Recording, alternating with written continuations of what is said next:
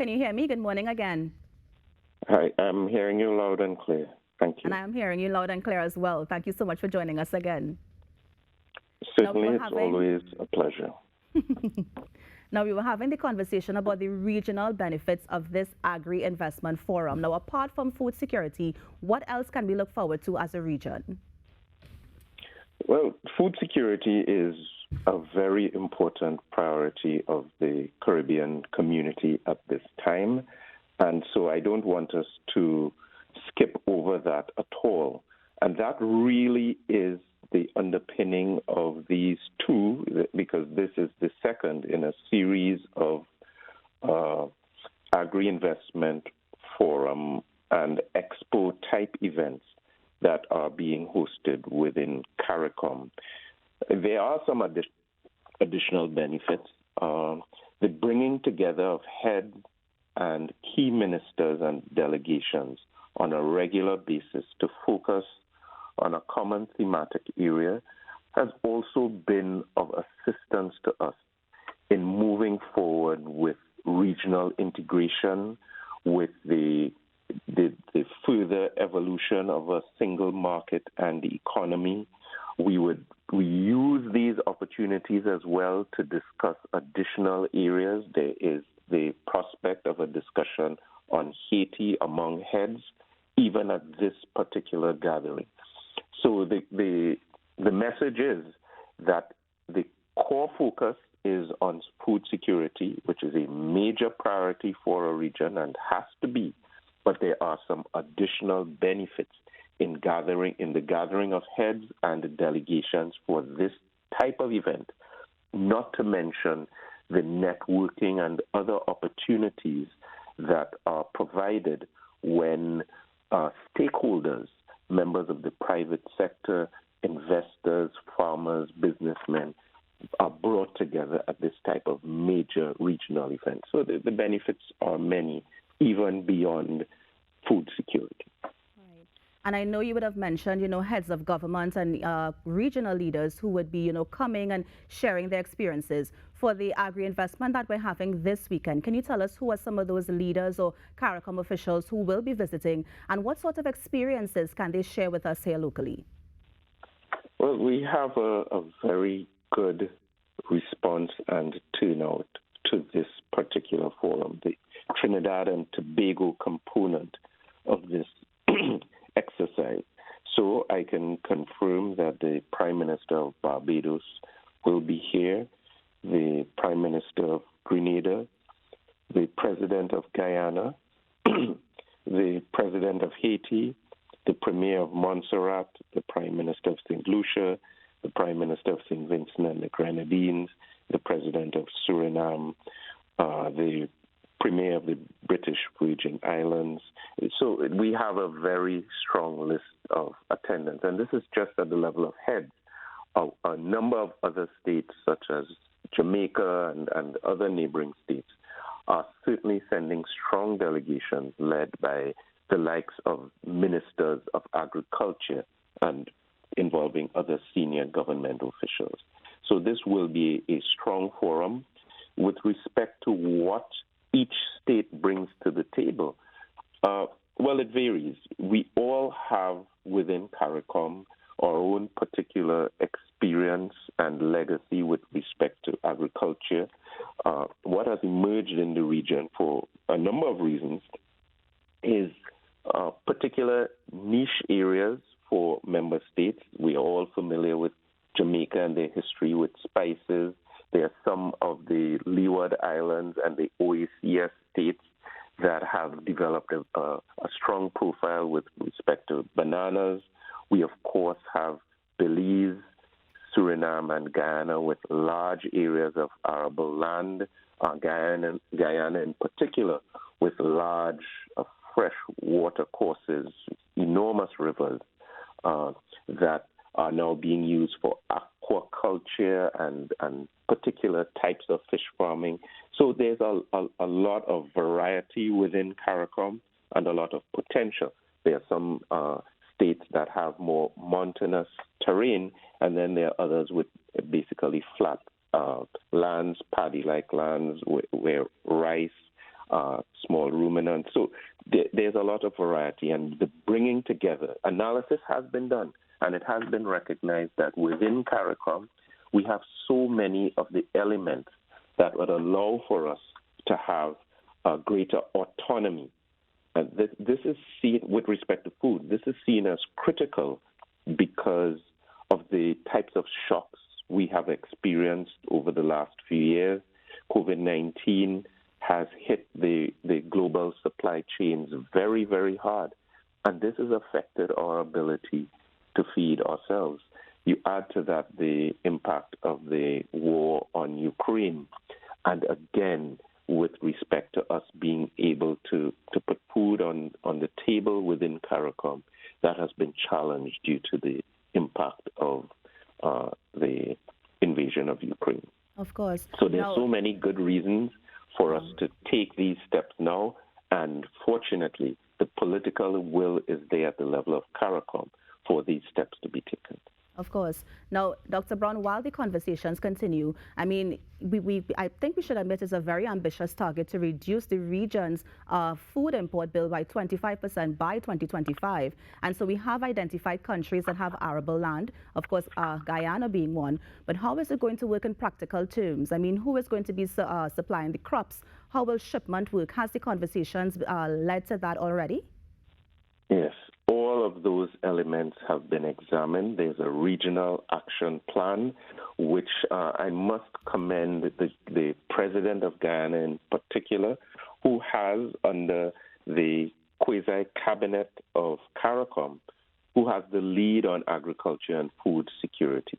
He's been collaborating very, very closely with his colleague heads, including our own Prime Minister, Dr. Keith Rowley. And this collaboration has led to a detailed analysis and examination of all of those areas, including those that you've mentioned. So this is not just a slogan or a label. A detailed formula and roadmap has been worked out. The specific potential of individual member states and their contribution, their areas of focus to achieving this have been worked out. We've looked at the key areas of focus for the achievement of this 25 by 25 bananas and plantains, onions in particular, broccoli, cauliflower, lettuce, cabbage, pak choy, peas and beans, specific spices such as ginger, turmeric, crops such as tomatoes, peppers, melon, specific root crops have been identified, including yam, cassava, white potatoes, and sweet potatoes, of course, pineapple and corn, and that's just on the plant side. On the animal side, increased focus, and Trinidad and Tobago has been doing very well with eggs and egg technology. That is recognized as critical to achieving 25 by 25 sheep and goat meat, dairy products, beef, and honey. So again, it's a lot of detailed work has already been done, and these fora are designed to bring key stakeholders together, to bring investment closer to the potential destinations, such as the farmers, the innovators, and other developers of technology in agriculture, and to help propel this vision forward. The Georgetown edition of the forum was deemed a great success. That occurred from May 19th of this year.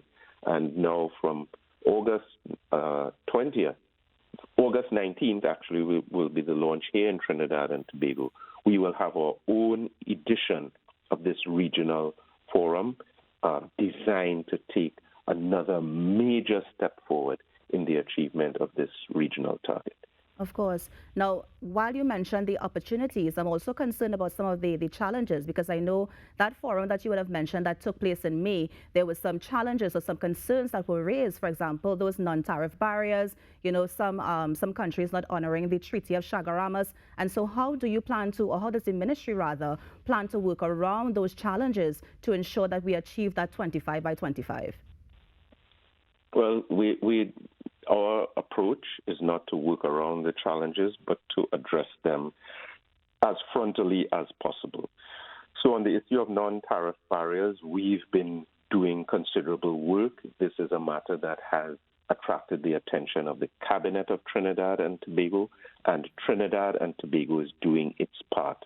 The Minister of Agriculture has been hard at work on this, as well as the Minister of Trade and Industry, because we can't just talk the talk. We have to walk the walk and hold our comrades or colleagues within CARICOM to the same high standard. So Trinidad and Tobago is doing its part in that regard, and we will have specific conversations during this forum designed to help analyze what additional progress would have been made within CARICOM since the last edition. But there's some other areas. There's a concern, well flagged by our own Prime Minister, that in moving forward with this regional system, the specific farmers within our respective jurisdictions may feel a bit threatened. There's a danger that some of them may feel left out as eyes are turned more to the region and other sources as opposed to specifically within the individual state. And that, again, is being addressed.